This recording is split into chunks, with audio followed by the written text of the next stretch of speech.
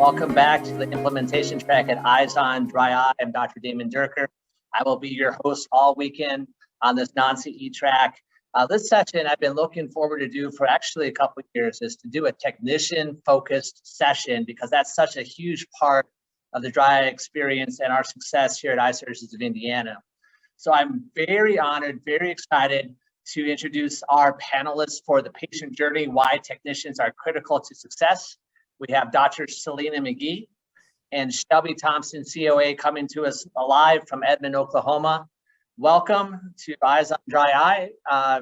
Selina, we've been talking about this for a while. Are you excited for this session? I am super excited for this session. Thank you for having us. And I love that you're on here with us because you bring the perspective from a surgical practice and a tertiary setting. And I'm in Oklahoma in private practice, and I have a dry eye center of excellence. And yet we have a lot of the same thought processes and the same kind of dry eye team, which I think is really important because I know a lot of you out there have different styles of practices.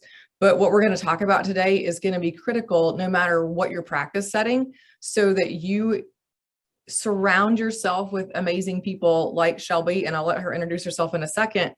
And when you do that, that's when you can really grow. And so that's what you're going to learn about today. That's what we're going to talk about. So I'm excited to have you. And I will give the floor to Shelbee for a moment. We've got to work together for the last 2 years. And anyway, Shelbee. Yeah, I mean, as a technician, scribe, or super tech, as we will talk about later on, we are there on the day-to-day. We are usually the doctor's right and sometimes left hand, and we see all the whys, and we understand what needs to be done. And so it's just really important that that is implemented in the practice correctly. And so I'm very excited to be doing this with Dr. McGee. Yeah. Okay. So my role here is I'm going to be off screen most of the time, and I'll be driving the slide deck. I'm going to be looking at on my iPad different questions that are coming in from the attendees here. There's already a lot of things about RF, microneedling, so Selina, some things Okay. that you definitely are going to be talking about.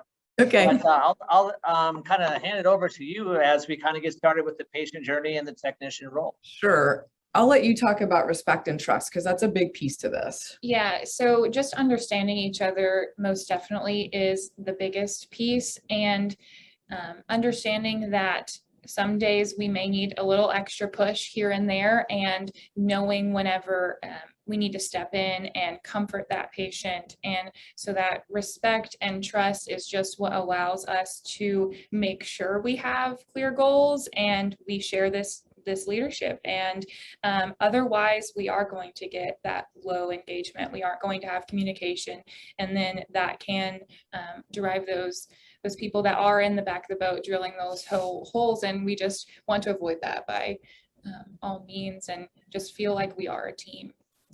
And then, having that shared leadership, that not you versus me, and that low engagement, that's what really makes, rising tides raise all ships, right? And so having all of that thought process, so you need a system of how you look at every stop in the practice. So since we're talking about dry eye, what does that look like on your digital website?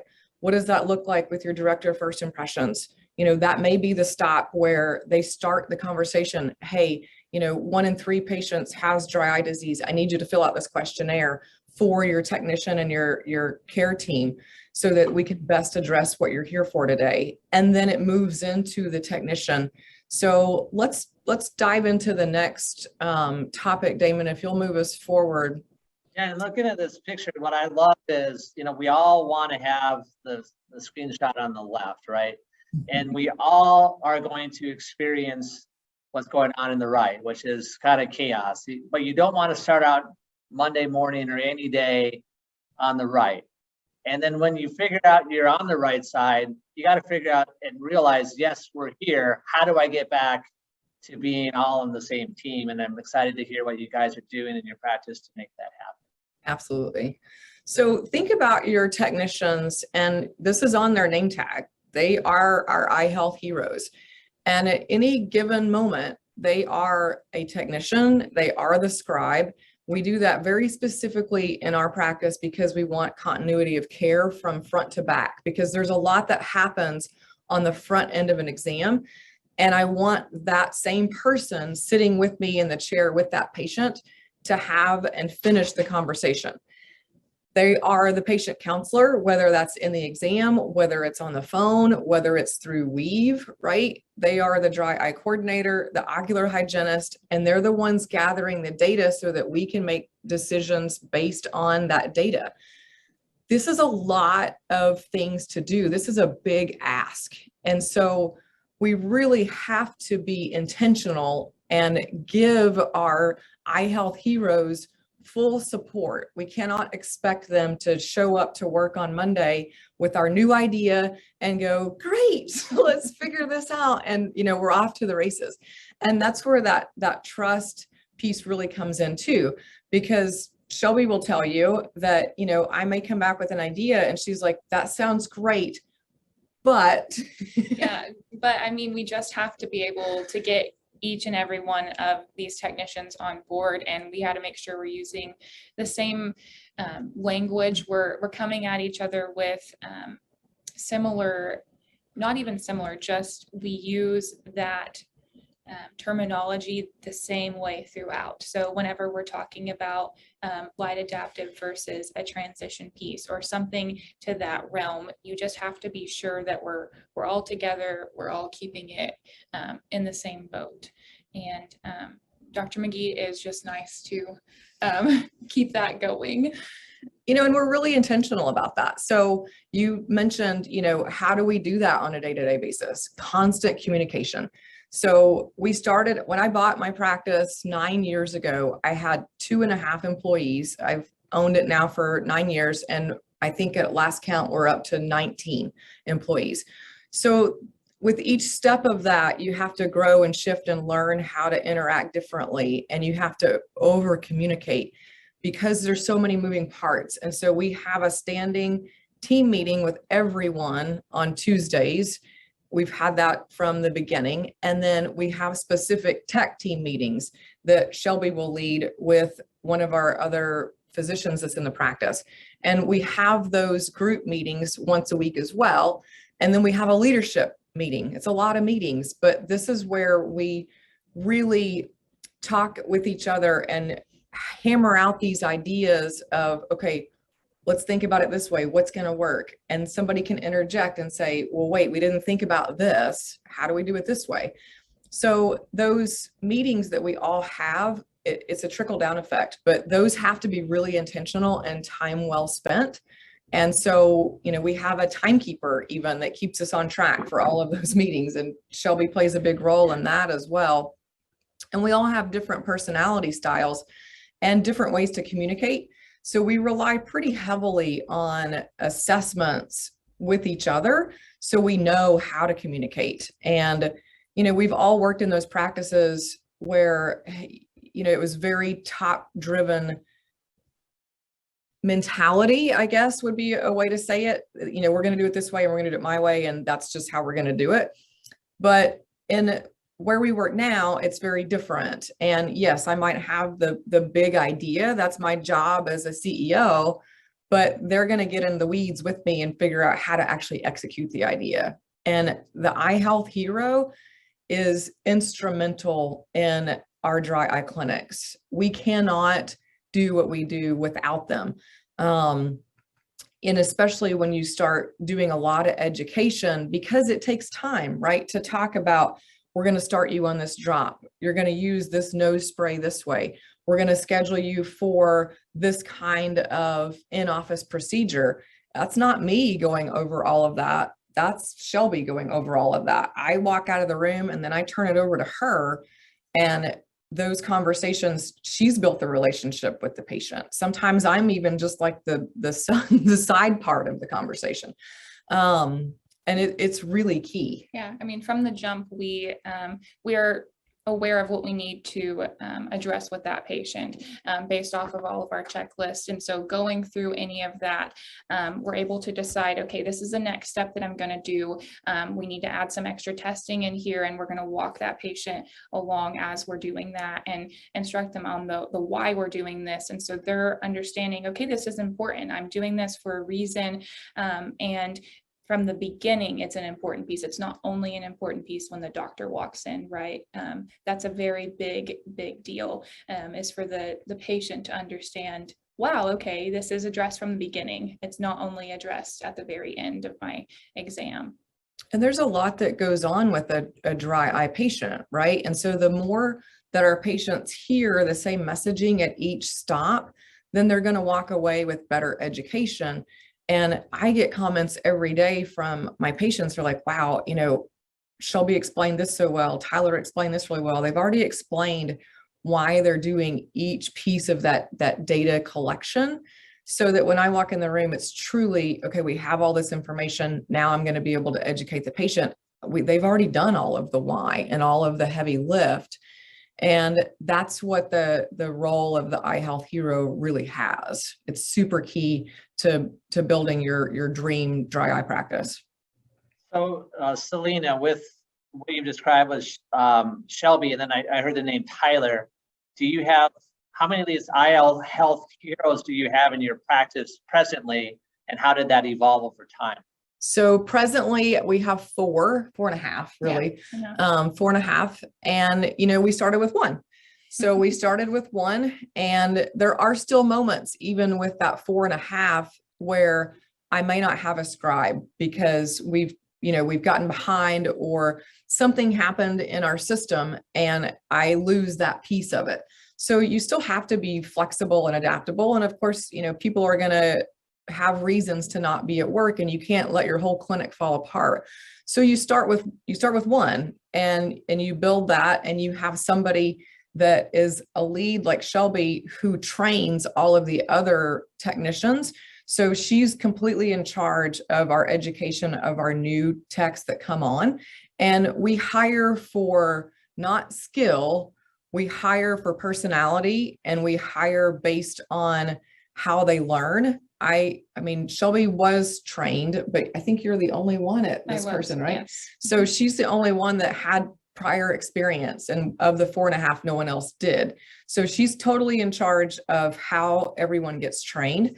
And she has put together a amazing, manual. We have a new person starting on Monday, and she's already looked at his personality style and how he likes to be communicated with. And she is building his onboarding process for him specifically. He likes routine, structure. And so you have to be sure to have that planned out. And that's just the biggest thing, is knowing who you're working with. And that goes back to that trust. If they trust you, you trust them, then you're going to succeed. You're just putting in that time and that effort towards that person. And it doesn't have to come from somebody that had 2 years experience in optometry. We will build our way up towards that. But I love that. I mean, if I came to work and I knew that someone had spent time learning about me and then built an onboarding process specifically for my needs, I mean, how amazing. So yeah. It sounds like that is being led by a peer at the same time, right? It's not always a doctor-driven process, other than some oversight. Sounds like Shelbee is the one to create that onboarding specifically for this new talent that you're bringing in to join your eye health hero team. So I think that's awesome that you've got that system. And Shelbee, congrats for taking the role on that. Thank you. Okay, so let's dive into like some actual, things that happen during a comprehensive eye exam. And Damon, you said this, and I love how you said this, and it makes me think differently. What is comprehensive eye care? What is that in 2022? And I think about that a lot. And, a lot of people know I have an aesthetic side to my practice, but dry eye drives all of that. And I walk into every patient exam, and we treat every patient that crosses our threshold. They have dry eye until they prove that they don't. And that's what happens at a comprehensive eye exam. It's very specific in the way that we ask questions, and we are screening every patient, right? We screen every patient for glaucoma. So, for the technicians that are on here, what are you guys doing to screen for glaucoma, right? Right. We're taking over and making sure that we're asking for history. We start with that patient history, and then we ask the proper questions. And going along that list there, you can see if we have 2 in a certain area, then we know, okay, I'm going to be doing an OCT here of the nerve versus maybe I'm just going to do a wellness screener. And so just knowing when you want to do something versus another, and having that already planned out, preparing for that, asking the right questions, right? It's right there in front of us. We will ask the patients that if nothing's checked, then we're going to go through that with the patient. And I think it's super important as anytime through the whole journey with your technicians, show them what you're looking at, right? And do that in front of the patient, because they're in there with me. And when we take, optic, whether it's a wellness OCT or a retinal photo, I will comment and say, man, you guys, look how great these pictures are, and look at this and look at this, right? That builds that engagement and that trust in front of the patient. And, back to the screening for glaucoma, right? We check for IOP, we look at nerve, we do those things. We do the same thing with dry eye. And so, they're asking these specific questions. When we answer 2 or more, then we have standing orders for the tech team to automatically do MMP9 and tear osmolarity. And they're doing mybography on every patient. So that's all done by the time I walk into the room, which now at this point, the patient is very well aware of all the things happening, because they've been telling them, hey, we're doing this because we're looking for X, Y, and Z. And now we're just, talking about what we can do to help prevent. And if there's things that we need to actually start to therapeutically treat, then we can jump right into that. But that consistency piece, and use tools. I mean, if I had to, I'll just give you an example. I brought in like all of the sheets that we use. Like it's a book, right? Don't rely on memory. And it can be a digital version of this, but this is super helpful. And then the second piece of that is actually look at the book when it's filled out. That happens sometimes. We do things and we don't even bother to look at it after everybody's done all this hard work. So utilize tools like that so that the messaging is the same, no matter if it's Shelbee or Tyler or Cammie or whoever is doing the workup, that consistency remains the same. I think that's really important. And it's really important for dry eye patients and for comprehensive patients to understand what all we're doing during a comprehensive exam, that there's this tiny little piece that's vision. Everything else is based around their ocular health and their systemic health. And when she's talking about tools, we have a grading scale for the tier lab. And so we're showing the patient that as we're walking them along, here you are in the green. This is more on the normal scale. Okay, maybe we're up here more towards the red. And we're flipping the screen around, showing them their meibomian glands while we're doing the mybographer and walking them through how do you save what you have? How can we improve on where we are, and why it's so important that we're taking these images and doing these tests. And so the patient is already getting an understanding before the doctor comes in the room, and they feel like they're doing something for a reason. We've all had that. Here from Janet makes a comment, I think it's very appropriate with just that last exchange, is the biggest thing I notice is the respect between the both of you. So I think that's awesome. Yes. And I think what I also heard is there's consistency in that talk track and an empowerment to Shelbee and other members of your team that you do mybography and there's abnormalities, and Shelbee is taking the initiative to point that out to the patient with the same sort of verbiage that you will do on the back end to reinforce that. When you look at point of care diagnostics with tear lab, tear osmolarity, same thing as you're in the red, you're in the green, and hearing that repetition. And again, I think what's so critical is that they don't have to wait to get to Dr. McGee before they hear that. Right. Shelbee is telling them that because she's trained, she's educated, she's confident, and she's building that relationship with that patient, which is so critical. Absolutely. And patients want to know, they don't want to wait, right? How many times have, for the technicians out there, do patients ask you, is that number bad? What does that mean? Right? There's like that, it can really amp up their anxiety. And so for her to be able to already do that, I think just it builds trust. And if I was a patient on the receiving end and I was watching this exchange where someone was gathering information and I asked a question and they couldn't answer it, my confidence wouldn't be very high. Right.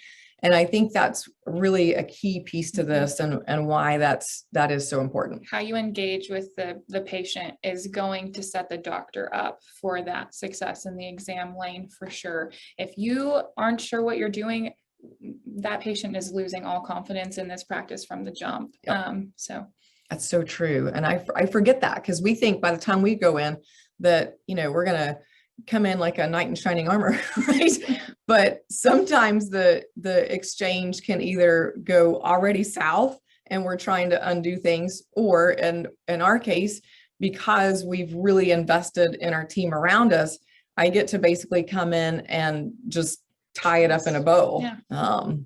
So yeah, I think that's the best experience for the patient, because then they understand that everybody here is working in unison and I'm getting consistent information. I feel confident from every person that I've interacted with at this practice. And Dr. McGee doesn't have to come in riding on a horse to be the hero at the end to save everything. And she's just there to say, yep, I agree. This is where we need to go. And, Shelbee talked to you about this, Tyler talked to you about this, and that happened. And from a patient perspective, I think that's fantastic. As a doc, that just gives you so much confidence to be able to have that team around you. Obviously, it takes time to get there, but it sounds like it's well worth it in your practice. Well worth every investment. Yes. Just to be clear, what we're seeing here on the screen are actual forms from your practice, correct? Correct. And Yep. we're looking at the left is your standard intake form for a comprehensive exam. Correct. that's what they And get. I see a lot of questions on there. How Yep. many of those questions are related to dry eye? 3/4 of them. 3/4. So Yeah. that's how important it is. And there's other things with eyelid position and aesthetic, maybe goals. Yep. What else is on this? Or is this really a dry eye heavy form in addition to other forms that they're going to get? No, it's really dry eye heavy. There are questions on here about macular and retina risks. So there's a little piece about retina, and then the rest is aesthetics. But the majority of it truly is dry eye. Now, once they make it into the room and they're talking with the technicians, we have, another form, but you can only give patients so much, right? And before they lose their minds and they're like, I'm not filling out one more thing. So we have decided that this is the one we want the patient to fill out. The technicians ask the questions of, just in general, if we're talking about comprehensive eye care, tell me about your sunglasses. Walk me through your typical day. Computer use. Yes. How many screens are you staring at? I love the one, where can Dr. McGee improve your sight? Every question that we have and every question that we ask has been vetted heavily so that we're not asking questions that patients give a yes or no answer to. Because if they answer yes, that gives us an opportunity to say, okay, well, tell me more. But if that patient says, no, I don't experience this, it shuts the whole conversation down. And so if we ask it in ways where we force them to give us an answer back, then we can continue that dialogue and we haven't closed the conversation. So all of those pieces, are on a different form that Shelbee and her team fill out with the patient, but that's what I review, this one and this one, when I walk into the room.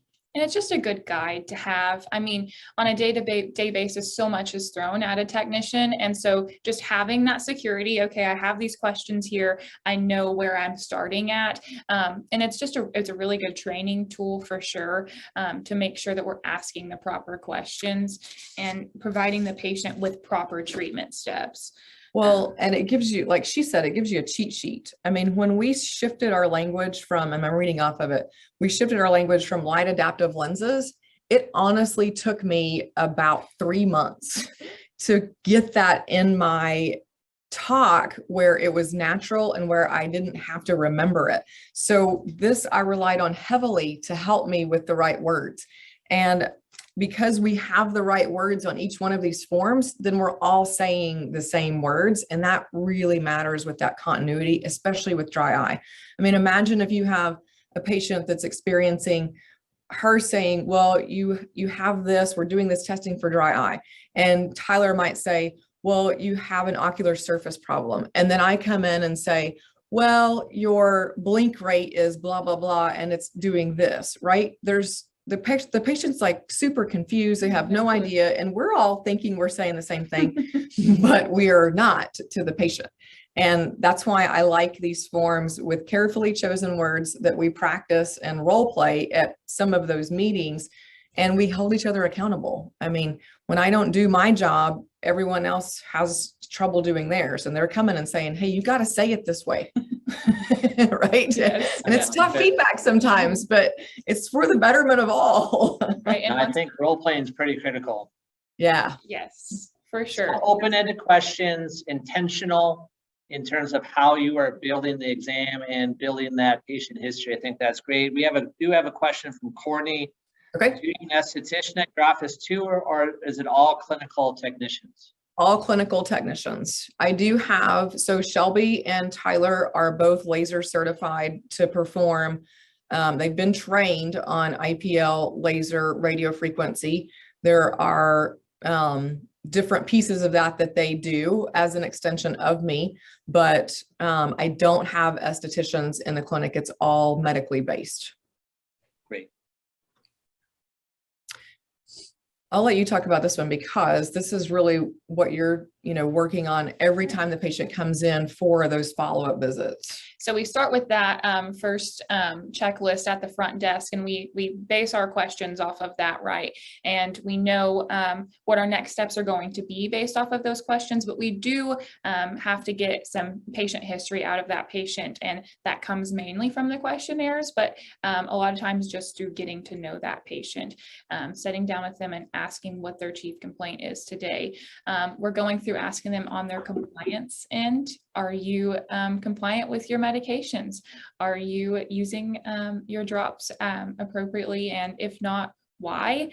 And then as we're doing these tests, like we talked about, so they've checked that they have blurred vision, it fluctuates, and we're having some burning and a little bit of foreign body sensation. Okay, so we're going to go ahead and we're going to do this tear lab. We're going to start inflammatory. Here's why we want to make sure that there's nothing causing any inflammation, and these two tests are going to give us that basis of information. We're going to show them the pictures of their myopography, walking them through each part of the way why we're doing this. Your dryness can cause fluctuations in vision, right? So we want to be sure that you're getting a great prescription when you leave here today. And in order for us to do that, we need to make sure we're checking all of these here. And so in the exam room with Dr. McGee, we've worked up this patient.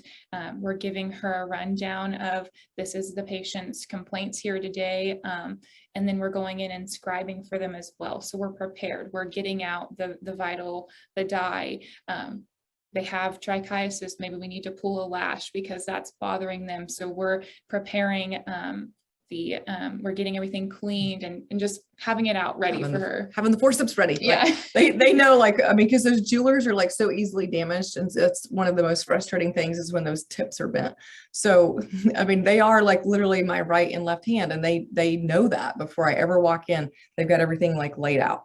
And it's really key. And it sounds like small things, but those small things add up to really big implications for the patient experience as well as the practice. So Shelbee, you are working with that patient from check-in to check-out. Yes. And you've got 3 or 4 other people that are doing the same thing. You're not going through the pre-testing and then jumping to the next patient. Right. You spoke on that a little bit earlier, but from a technician perspective, is that a better experience for you in addition to the patient? Most definitely. It's so easy for things to fall in the cracks. And when you have too many hands on deck, it's really easy for that to happen. And that patient may not have that trust in that relationship where they don't feel open to talking about how they wake up in the morning with all this crust around their eyes, and just making sure you're there from the beginning.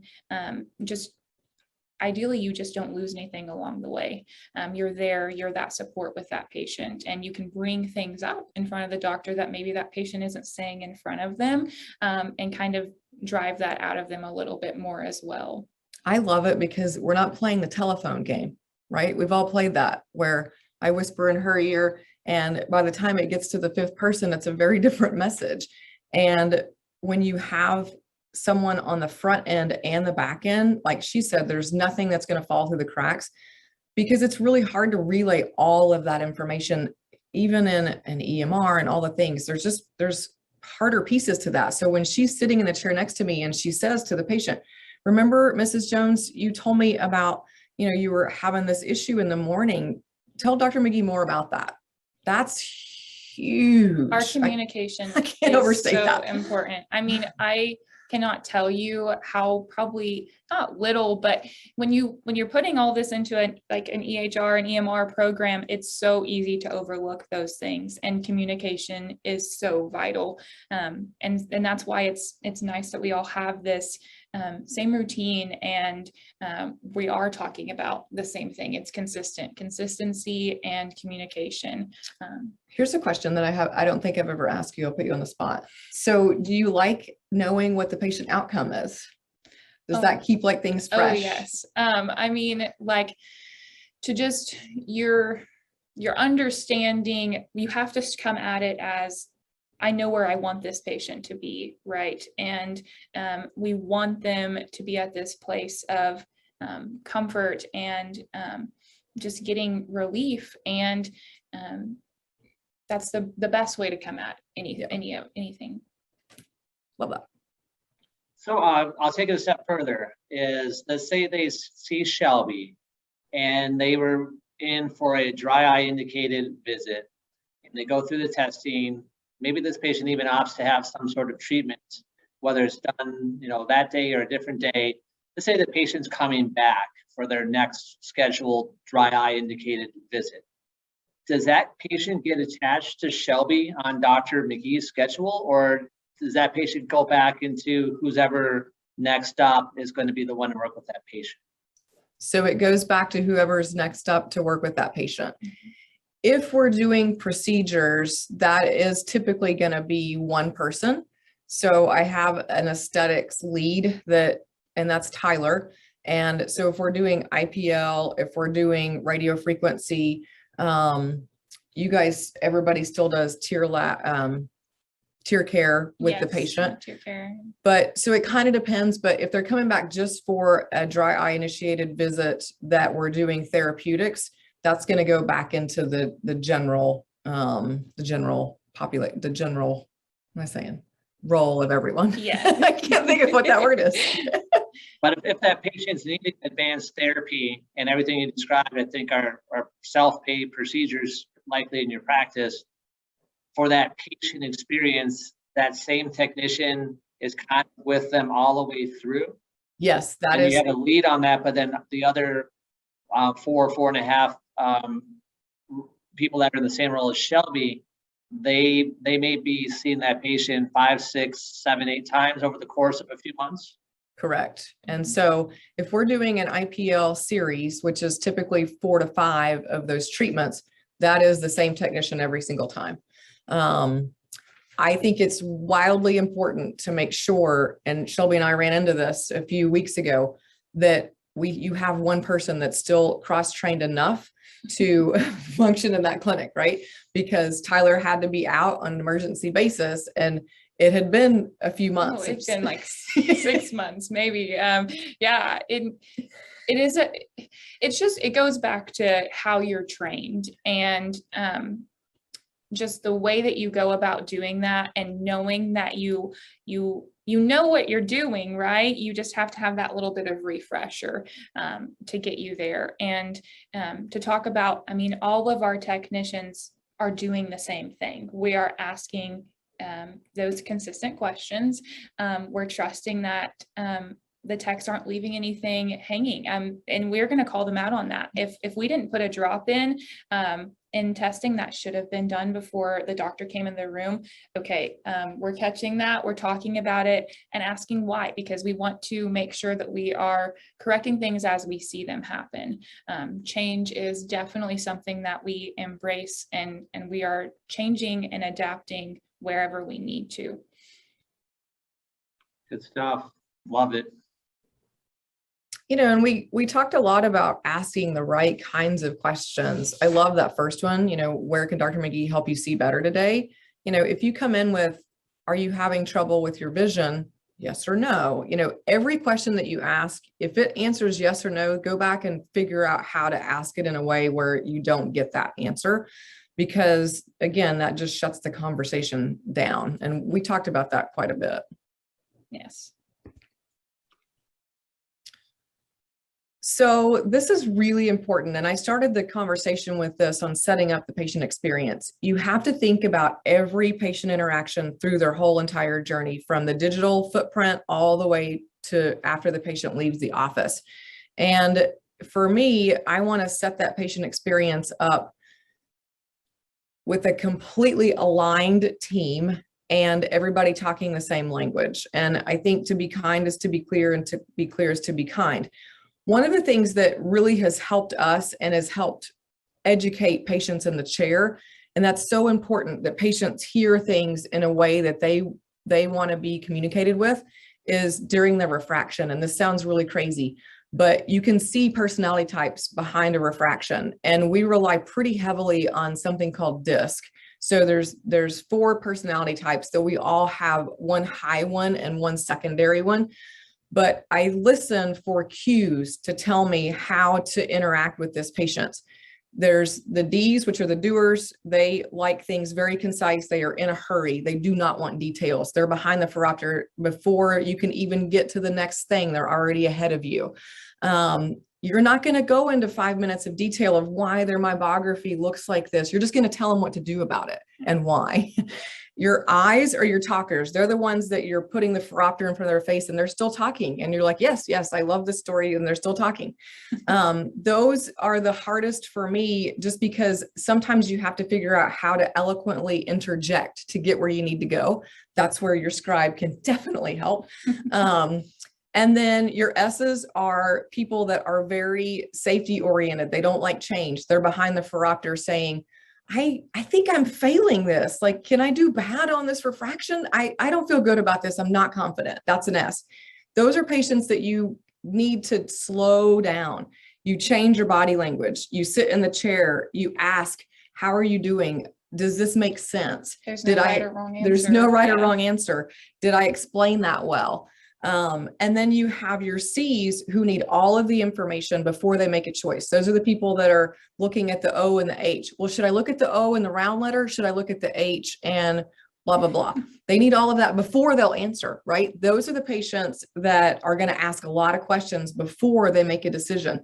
So for Shelbee and I to know that and be listening for those cues, then we can drive the education towards that patient.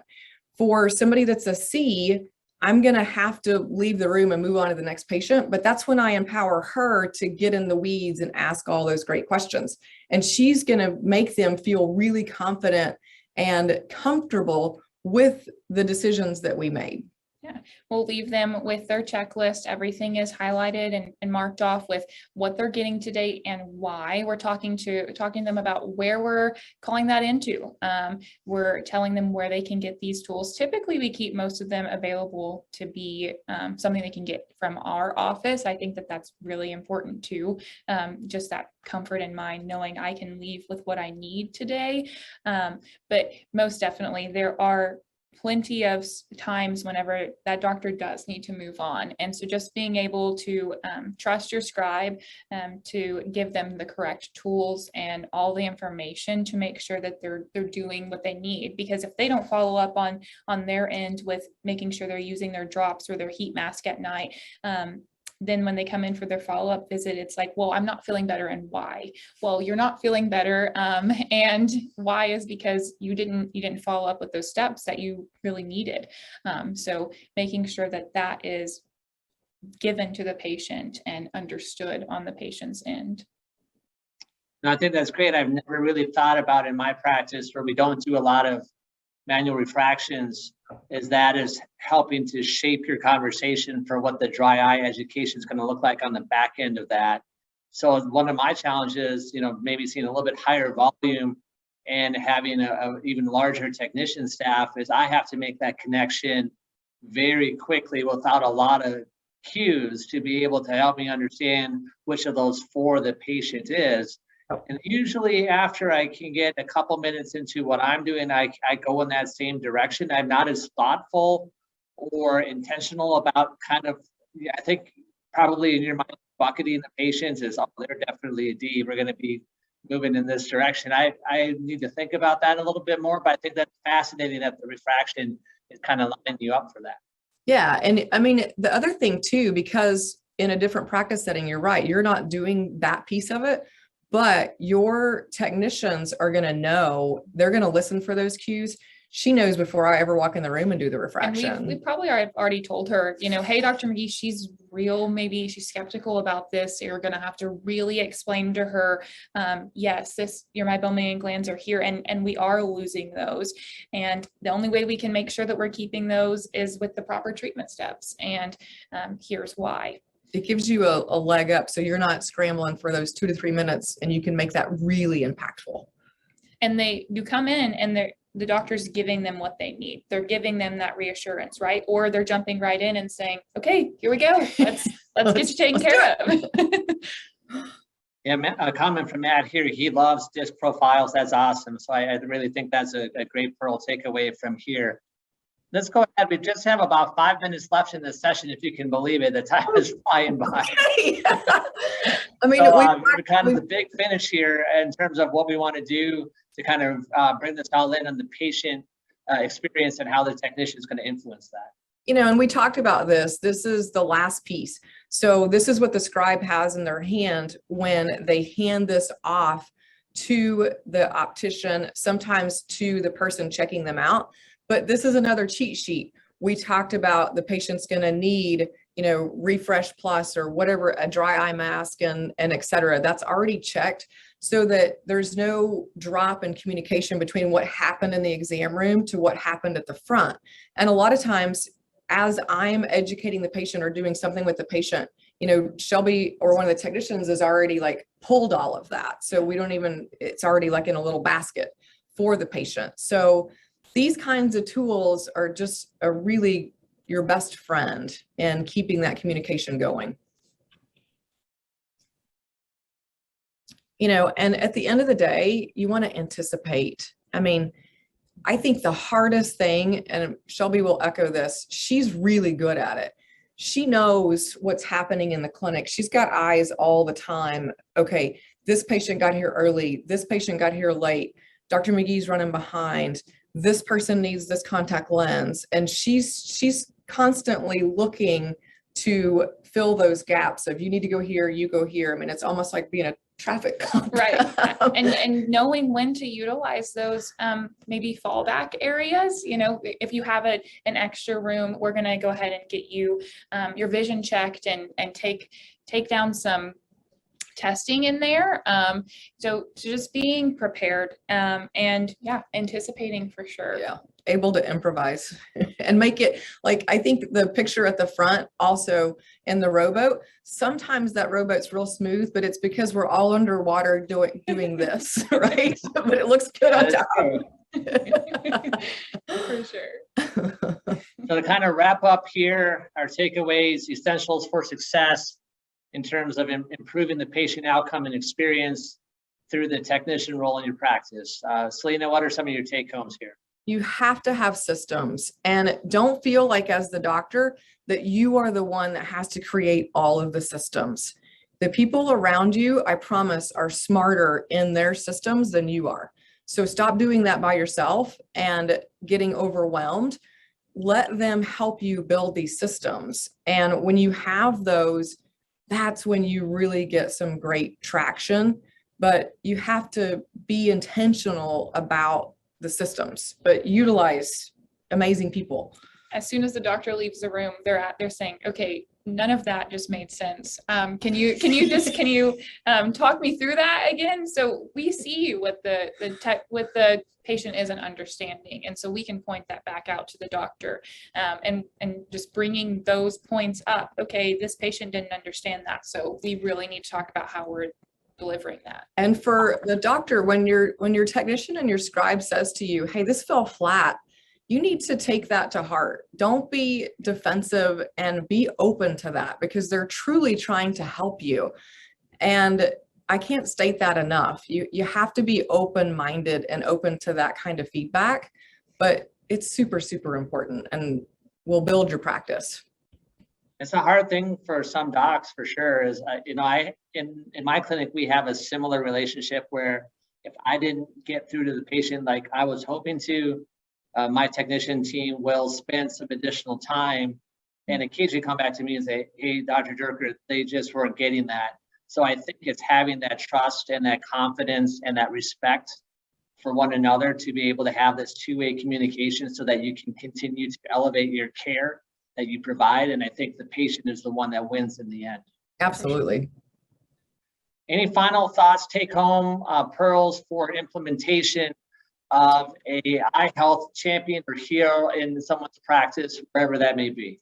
Invest in your team. For my technicians that are out there, lead up. And what I mean by that is tell your doctors what you need and create that rapport and that trust. Don't be afraid of that. I think that's super, super important. What are your key takeaways?